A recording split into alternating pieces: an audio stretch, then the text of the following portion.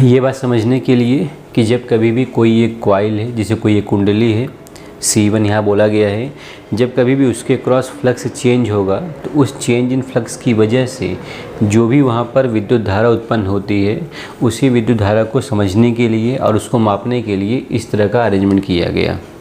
यहाँ पर फैराडे और हेनरी ने ये बात को देखा और समझा कि जब कभी भी कोई एक कॉइल लेते हैं और उसके क्रॉस फ्लक्स को चेंज करते हैं तो फ्लक्स में चेंज होने की वजह से जो भी कॉइल होता है, जो भी कुंडली होता है, उसमें करंट उत्पन्न होता है, उसमें विद्युत धारा उत्पन्न होती है। अब जैसे आप यहाँ इस चित्र में देख सकते हैं, जो उनका पहला प्रयोग है, जिसमें आप देख सकते हैं कि ये कॉइल है C1 और इस कॉइल से एक धारा मापी G जुड़ा हुआ है। यहाँ जो G में संकेतक लगा हुआ है, ये संकेतक जो एक तरह का पॉइंटर है, ये क्या होगा, विक्षेपित होगा उस समय जब यहाँ से इस कॉइल से कुछ धारा बहेगी। अब प्रयोग में उन्होंने ये देखा कि जब किसी एक चुंबक को, जैसे आप देख सकते हैं यहाँ पे कोई एक दंड चुंबक है, जब कोई एक चुंबक को इस कॉइल की तरफ लेकर गए तो जब इस कॉइल की तरफ लेकर जाना स्टार्ट किए तो यहाँ पर कुछ डिफ्लेक्शन हुआ, यानी जो अपना ये पॉइंटर है, जो संकेतक है, वो विक्षेपित हुआ किसी एक दिशा में। जब उसी चुंबक को जब ये दूर लेकर गए तो उन्होंने देखा कि दोबारा से इसमें विक्षेपण हुआ, दोबारा ये विक्षेपित हुआ, लेकिन अब जो विक्षेपण की दिशा थी वो पहले के कंपेरेबल विपरीत दिशा थी। जब उन्होंने इस चुंबक को उल्टा किया, मतलब ये हुआ कि उन्होंने इस तरफ किया साउथ और यहाँ पे किया नॉर्थ, और जब इस केस में चुंबक को इस कॉइल कुंडली के नज़दीक लेकर गए तो दोबारा से उनको वही परिणाम देखने को मिला जो पहले केस में मिला था। सिर्फ अंतर ये था कि जो यहाँ पर विक्षेपण दिखा वो पहले के कंपेरेबल विपरीत दिखा।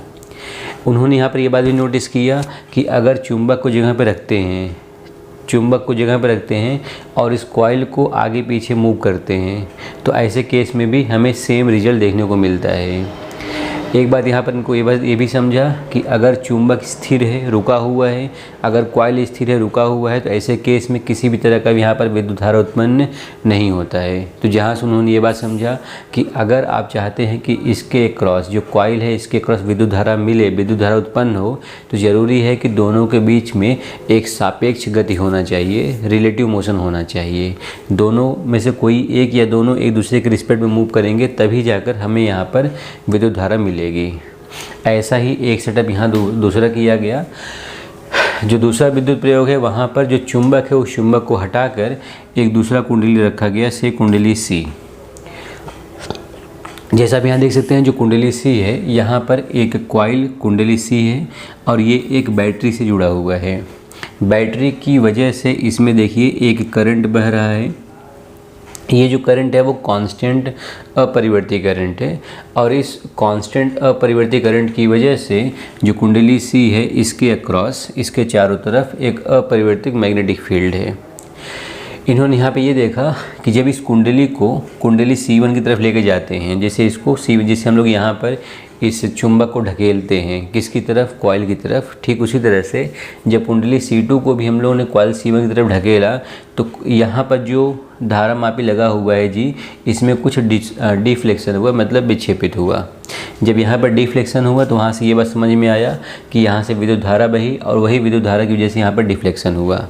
यहाँ पर यह बात भी देखा गया कि जब इस कुंडली को दूर लेकर जाते हैं तो दोबारा इसमें डिफ्लेक्शन होता है, लेकिन अब इस केस में जो डिफ्लेक्शन की दिशा है वो पहले के मुकाबले विपरीत दिशा है।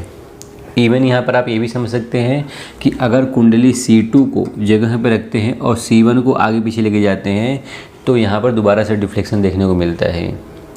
इसका मतलब ये हुआ कि जब कभी भी कॉइल C1, जो कुंडली C1 है, जब कभी भी इसके अक्रॉस फ्लक्स में चेंज होगा, बदलाव होगा, तो ऐसे केस में इस जो यहाँ पर संकेतक है, इस संकेतक में डिफ्लेक्शन होगा, मतलब ये विक्षेपित होगा।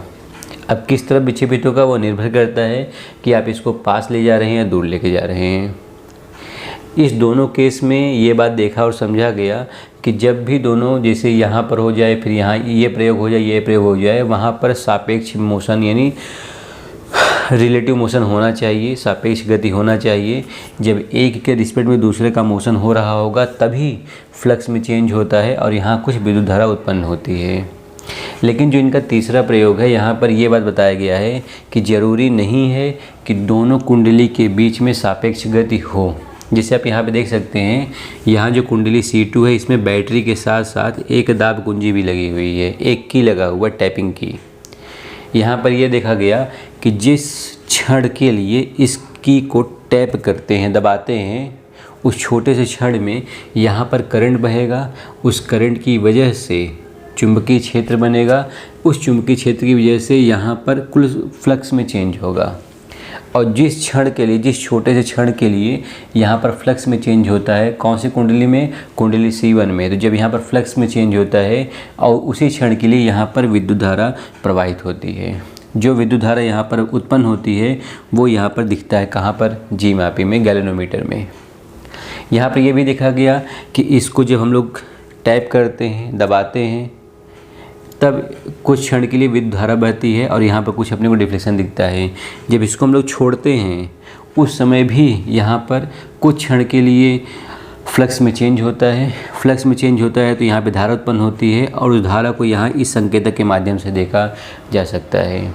लेकिन अगर आप लगातार इस की को दबा के रखते हैं तो ऐसे केस में यहाँ जो करंट होगा वो करंट कांस्टेंट हो जाएगा, अपरिवर्ती। और अगर करंट कांस्टेंट हो गया तो ऐसे केस में यहाँ पर फ्लक्स में किसी भी तरह का कोई बदलाव नहीं होगा। और अगर फ्लक्स में कोई बदलाव नहीं होगा तो यहाँ पर कोई भी संकेतक नहीं मिलेगा।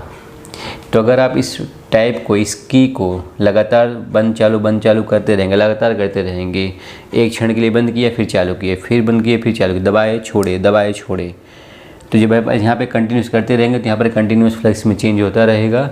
और जब यहाँ पर लगातार फ्लक्स में चेंज होता रहेगा तो उसके हिसाब से यहाँ पर करंट मिलते रहेगा। हाँ, ये बताओ रहे कि जब इसको आप दबाएंगे तो जो भी यहाँ पर करंट की दिशा होगी उसके विपरीत दिशा तब आपको मिलेगी जब इसको आप रिलीज़ करेंगे। तो दिशा परिवर्तित होती रहेगी लेकिन आपको यहाँ पर लगातार मिलता रहेगा। अब देखिए, यहाँ पर, वहाँ पर, यहाँ पर हर एक केस में जो चीज़ चेंज हो रहा है, बदलाव हो रहा है, वो है फ्लक्स। फ्लक्स में चेंज हो रहा है। तो ये जो मैग्नेटिक फ्लक्स होता है हम लोग उसी के बारे में यहाँ पे बात करेंगे। चुंबकीय फ्लक्स, मैग्नेटिक फ्लक्स ठीक वैसा ही होता है जैसा हम लोगों ने इलेक्ट्रोस्टैटिक्स में पढ़ा हुआ है, विद्युत आवेश के केस में। अगर आप याद करें तो वहाँ पर भी हम लोगों ने इलेक्ट्रिक फ्लक्स के बारे में पढ़ा हुआ है, जहाँ पर आपको बताया जाता है कि मान लीजिए कोई एक समतल है, कोई एक प्लेन है। किसी भी प्लेन के लिए जो एरिया होता है वो हमेशा उस प्लेन के लंबवत होता है। हमें पता है कि जो एरिया होता है वो एरिया एक तरह का सदिश राशि है, और अगर एरिया सदिश राशि है तो वो हमेशा समतल के लंबवत मतलब परपेंडिकुलर होता है। तो यहाँ देखिए एरिया परपेंडिकुलर है। और अगर आप यहाँ पर कुछ लाइंस बनाते हैं तो इनको हम लोग बोलते हैं फील्ड लाइंस।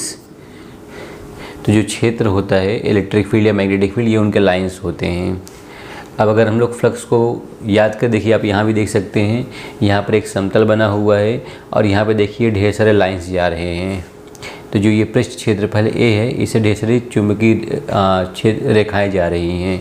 तो ये जो चुंबकीय क्षेत्र रेखाएँ हैं, ये रेखाएँ जैसे आप यहाँ भी देख सकते हैं और यहाँ देख सकते हैं, तो ये चुंबकीय क्षेत्र रेखा हो गया और ये एरिया हो गया। आप देख सकते हैं दोनों एक दूसरे के समानांतर हैं, पैरेलल हैं। तो ऐसे केस में इनके बीच में जो कोण बन रहा होगा वो कोण शून्य बन रहा होगा। और जैसे हम लोगों ने वहाँ पर इलेक्ट्रिक फ्लक्स को लिखा था, वैसे यहाँ पर होता है मैग्नेटिक फ्लक्स। दोनों केस में हम लोग फ्लक्स को फाई से लिखते हैं। और ये जो फ्लक्स होता है वो होता है विद्युत क्षेत्र डॉट, बीच में डॉट आता है, गुणे एरिया। अगर हम लोग छोटा सा एरिया लिखते हैं तो उसको क्या लिखा जाता है? DA, small element of area, छोटा सा एरिया।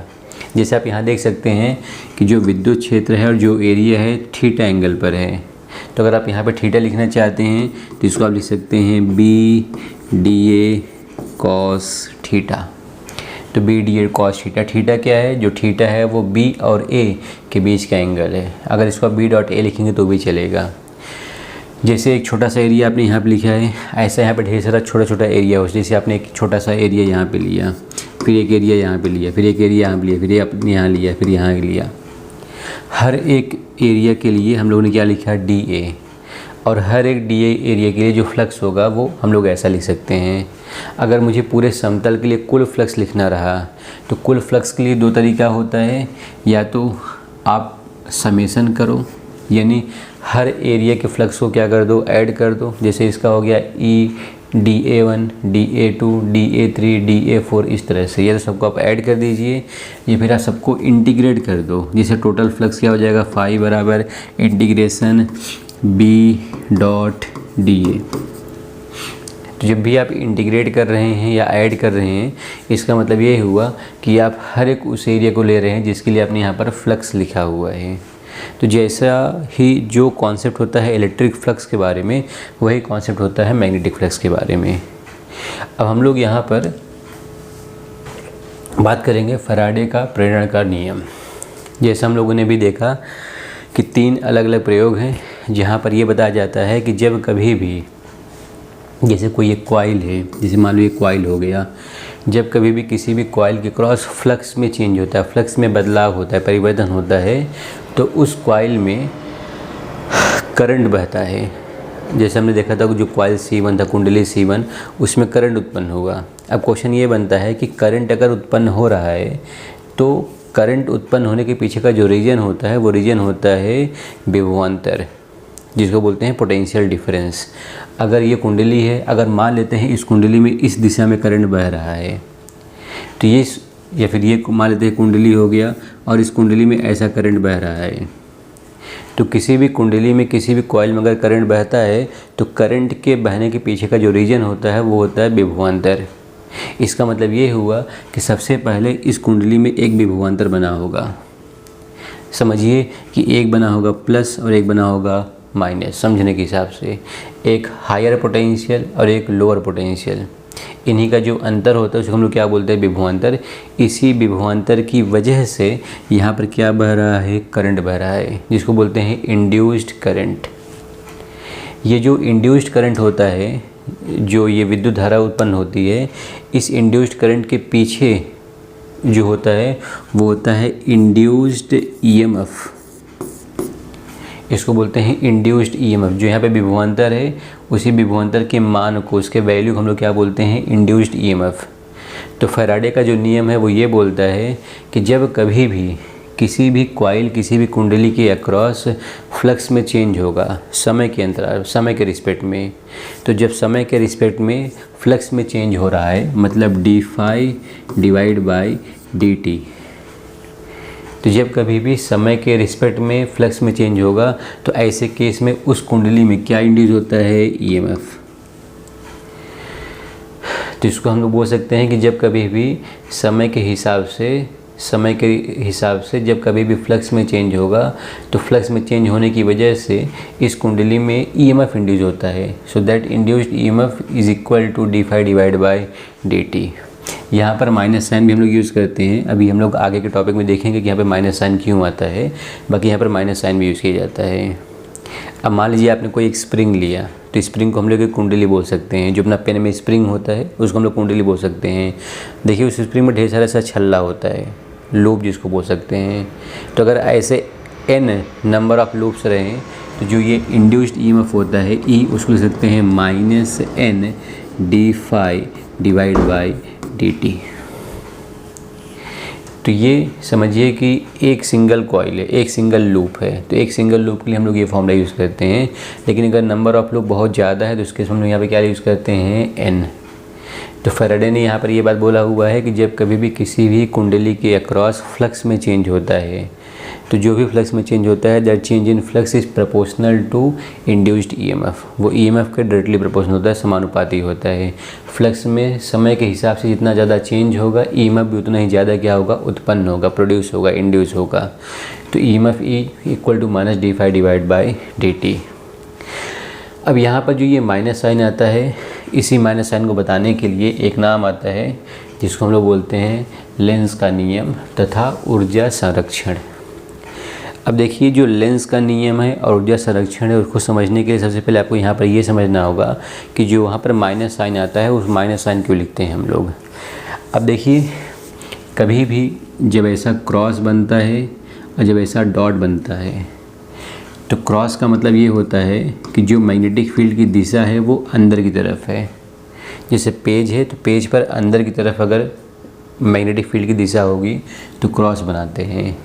और जब हम लोग डॉट बनाते हैं, इसका मतलब ये होता है कि जो मैग्नेटिक फील्ड की दिशा होती है वो बाहर की तरफ होती है। तो मैग्नेटिक फील्ड की दिशा बताने के लिए कि मैग्नेटिक फील्ड अंदर की तरफ है या बाहर की तरफ है, हम लोग क्रॉस या डॉट यूज़ करते हैं। अब जैसे यहाँ पर मान लेते हैं कि मैंने ऐसा ढेर सारा क्रॉस बनाया हुआ है, तो अगर ऐसा क्रॉस बनाया हुआ है तो इस क्रॉस का मतलब ये हुआ कि जो मैग्नेटिक फील्ड है वो अंदर की तरफ है, यानी अंदर की तरफ है। अब यहाँ पर मान लेते हैं कोई एक लूप है, अभी आप देख सकते हैं कि जो यहाँ पर हमने कुंडली लिया हुआ है, इस कुंडली में कोई भी विद्युत धारा उत्पन्न नहीं है, कोई भी विद्युत धारा नहीं फ्लो हो रही है। तो ऐसा मान के चलते हैं कि यहाँ पर इसका जो फ्लक्स होगा वो शून्य होगा। अगर फ्लक्स शून्य है इसका मतलब ये हुआ कि जो ये यहाँ पर ये छल्ला आपको दिख रहा है, ये छल्ला हमेशा अपना फ्लक्स शून्य ही रखना चाहता है। कभी भी कोई भी जो धातु होता है वो हमेशा अपना फ्लक्स कांस्टेंट रखना चाहता है, वो चाहता है कि उसमें कोई बदलाव ना हो। अगर इस छल्ले का फ्लक्स जीरो है तो ये हमेशा फ्लक्स जीरो रखना चाहेगा। अगर आप इसका फ्लक्स बढ़ाएंगे तो उसको कम करेगा, कम करना चाहेगा। आप अगर कम करेंगे तो क्या करेगा, बढ़ाएगा। अब जैसे मान लीजिए कि हम लोगों ने ये जो मैग्नेटिक फील्ड है, इस मैग्नेटिक फील्ड को बढ़ाना स्टार्ट किया। जब आप मैग्नेटिक फील्ड को बढ़ाना स्टार्ट करेंगे तो देखिए फ्लक्स का भी फॉर्मूला था BA cos थीटा। यहाँ पर अगर फ्लक्स है BA cos थीटा, यानी फ्लक्स जो है वो किस पे निर्भर करता है, मैग्नेटिक फील्ड, एरिया और एंगल पर।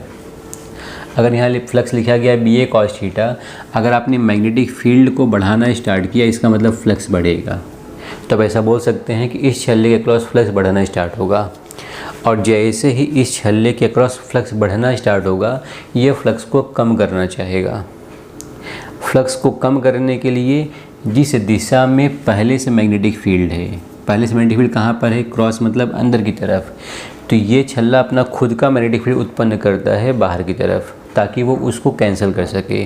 कैंसिल करने के लिए विपरीत दिशा में, तो जिस दिशा में पहले से कहाँ पर मैग्नेटिक फील्ड है, अंदर की तरफ, तो ये छल्ला अपना फील्ड कहाँ पर बनाएगा, बाहर की तरफ। तो ये अपना खुद का फील्ड बाहर की तरफ उत्पन्न करना चाहता है। बाहर की तरफ फील्ड बनाने के लिए इसको अपने में करंट उत्पन्न करना होता है, क्योंकि करंट की वजह से ही क्या मिलता है, मैग्नेटिक फील्ड। अब करंट उत्पन्न करने के लिए यहाँ पर अब देखिए, कभी भी हम लोग राइट हैंड यूज़ करते हैं, ये चारों उंगलियाँ और ये अंगूठा एक दूसरे के लंबवत होना चाहिए। जिस दिशा में मैग्नेटिक फील्ड चाहिए थंब उधर ही होना चाहिए। जैसे मुझे मैग्नेटिक फील्ड बाहर की दिशा में चाहिए तो थंब ऐसा मुझे मेरा बाहर होना चाहिए। फिर देखना है कि हम जो मेरा फिंगर है वो फिंगर किस तरह से है, कैसा घूम रहा है। जैसा फिंगर घूमता है वैसा ही करंट भी बहता है। इसका मतलब इस छल्ले में जो करंट बहेगा वो करंट इस तरह से बहेगा।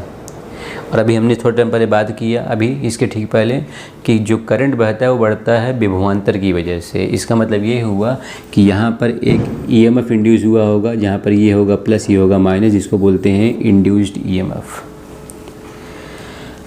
अब इसके ठीक विपरीत एक दूसरा एग्जांपल देखते हैं। जिसे मान लेते हैं कि हम लोगों ने एक दूसरा छल्ला यहाँ पे लिया।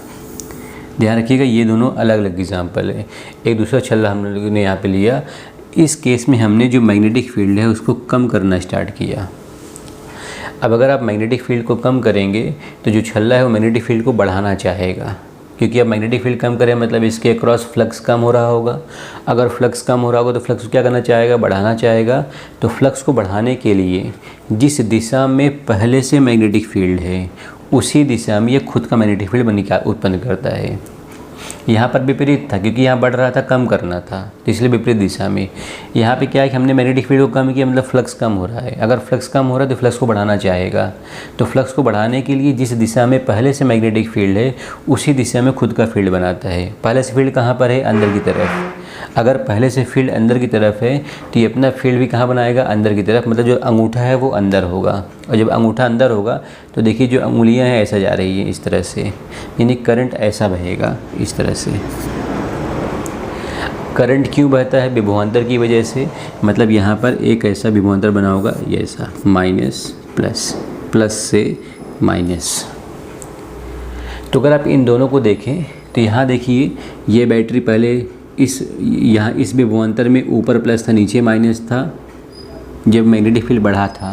यहाँ पर देखिए ऊपर माइनस हो गया, नीचे प्लस हो गया। इसका मतलब ये हुआ कि जो ये इंड्यूस्ड EMF है, ये जो इंड्यूस्ड ईएमएफ जो यहाँ पे बैटरी है, इसने अपना पोलैरिटी का मतलब क्या हुआ, ये जो प्लस और माइनस है इन्हीं को हम लोग पोलैरिटी बोलते हैं। तो जो ये यहाँ पर ईएमएफ है, जो बैटरी है, इसने अपना पोलैरिटी क्या किया, देखो चेंज किया। इस केस में ऊपर प्लस था नीचे माइनस था, लेकिन यहाँ पर क्या है, नीचे माइनस है ऊपर प्लस है। यहाँ पर देखिए, यहाँ पर प्लस है ऊपर, नीचे माइनस है। यहाँ पर ऊपर माइनस है, नीचे प्लस है। इसका मतलब जब हमने यहाँ पर फ्लक्स में चेंज किया तो इस बैटरी ने अपना पोलैरिटी चेंज किया, ताकि वो जो फ्लक्स में बदलाव हो रहा है उस बदलाव को वो रोक सके, अपोज कर सके। क्योंकि वो फ्लक्स में बदलाव को रोकना चाहता है, रोकना मतलब अपोज करना। इसीलिए जो फॉर्मूला हमने लिखा था E बराबर d∅dt, यहाँ पर माइनस साइन आया था। ये जो माइनस साइन आता है वो बताता है कि जो भी यहाँ पर ईएमएफ होता है, जो भी यहाँ पर बैटरी इंड्यूस होता है, ये बैटरी अपना पोलैरिटी को चेंज करता है, बदलता है। क्यों बदलता है, ताकि जो फ्लक्स में बदलाव हो रहा है उस बदलाव को क्या कर सके, वो रोक सके, अपोज कर सके। तो ये माइनस साइन का ये मतलब होता है। ये बात लेंस ने बताया। ये जो लेंस का नियम होता है उसमें आता है ऊर्जा संरक्षण। अभी जो ऊर्जा संरक्षण है ये क्या होता है ये भी समझ लेते हैं। छोटा सा टॉपिक है। जिसे मान लीजिए कि कोई एक छल्ला इस तरह से है, छल्ला इस तरह से है, जैसे ये अपना हो गया, तो छल्ला ऐसा है, ऐसा ऐसा इस तरह से। तो छल्ला ऐसा रखा हुआ है और छल्ला यहाँ पर जो है वो स्थिर है, फिक्स्ड है। एक मिनट। तो छल्ला यहाँ पर फिक्स्ड है। अब मान लेते हैं एक बार मैग्नेट है, एक चुंबक है, ये नॉर्थ है और ये साउथ है। हम लोग इस चुंबक को इस छल्ले की तरफ लेकर आते हैं, नीचे की तरफ। यहाँ पर ध्यान रखिएगा, ये जो छल्ला यहाँ पर है वो फिक्स है और हम लोग इस बार मैग्नेट को छल्ले की तरफ लेकर आ रहे हैं। जब कभी भी आप किसी भी बार मैग्नेट को छल्ले की तरफ लेकर आते हैं तो उसके क्रॉस जो फ्लक्स है वो बढ़ता है। वहीं जब आप इस बार मैग्नेट को दूर लेके जाएंगे तो जो फ्लक्स है वो क्या होगा, कम होगा।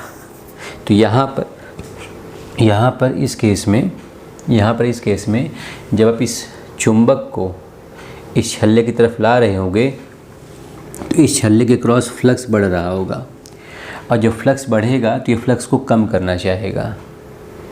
आप यहाँ ऐसे समझ सकते हैं कि जो यहाँ पर ये लूप यहाँ पर आपको दिख रहा है, ये लूप ये नहीं चाहता है कि जो ये बार मैग्नेट है उसके नज़दीक आए, क्योंकि बार मैग्नेट के नज़दीक आने से क्या दिक्कत हो रहा है कि फ्लक्स बढ़ रहा है और ये हमेशा अपना फ्लक्स क्या रखना चाहता है, कांस्टेंट, अपरिवर्ती।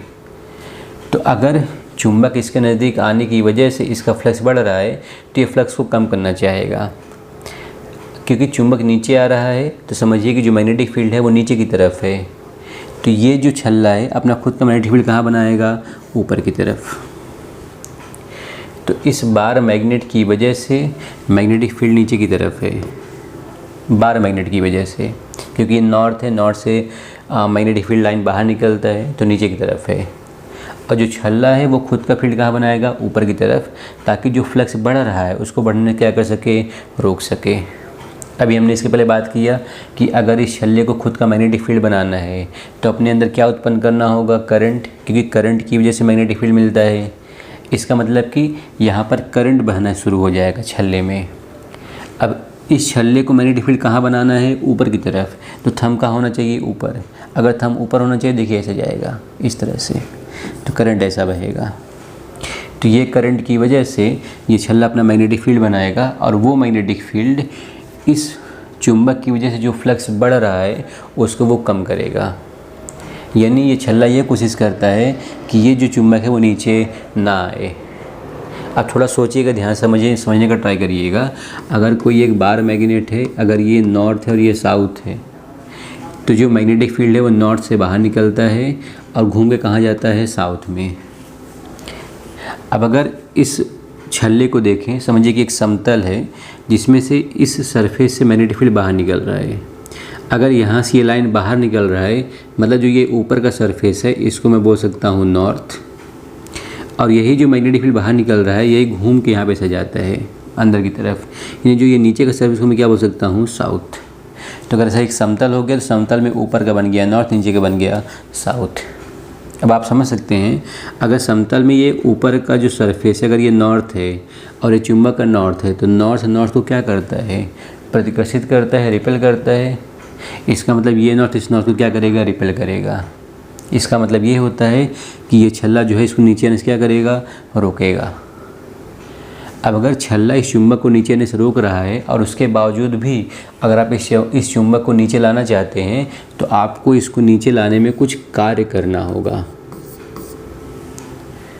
क्योंकि छल्ला अब यहाँ समझ सकते हैं कि जो ये छल्ले का ऊपर का सरफेस है वो एक तरह का नॉर्थ बन गया है।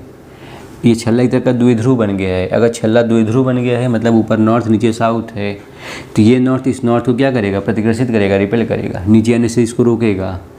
तो अगर आपको इस चुंबक को नीचे लाना है तो आपको क्या करना पड़ेगा, कार्य। और जो भी कार्य हम करते हैं इस चुंबक पर नीचे लाने के लिए, वही कार्य इस छल्ले में उष्मा यानी हीट के रूप में क्या हो जाता है, परिवर्तित हो जाता है। अब क्योंकि यही कार्य उष्मा मतलब हीट के रूप में परिवर्तित हो गया, तो यहाँ पर हम लोग ये बोलते हैं कि जो ऊर्जा का नियम है, संरक्षण का नियम, वो यहाँ पर सेटिस्फाई होता है। यानी जो लेंस का नियम है वो ऊर्जा के संरक्षण को सेटिस्फाई करता है, क्योंकि जो भी हम लोग यहाँ पे कार्य करते हैं वो कार्य किस में परिवर्तित हो जाता है, उष्मा में, हीट में परिवर्तित हो जाता है छल्ले के अंदर। क्योंकि करंट फ्लो हो रहा है तो जो जूल का हीटिंग इफेक्ट है, जूल हीटिंग इफेक्ट, वो ये बताता है कि अगर करंट फ्लो हो रहा है तो वहाँ पर क्या उत्पन्न हुआ रहेगा, हीट। यानी जो भी कार्य करेंगे वो हीट में रूपांतरित हो जाएगा।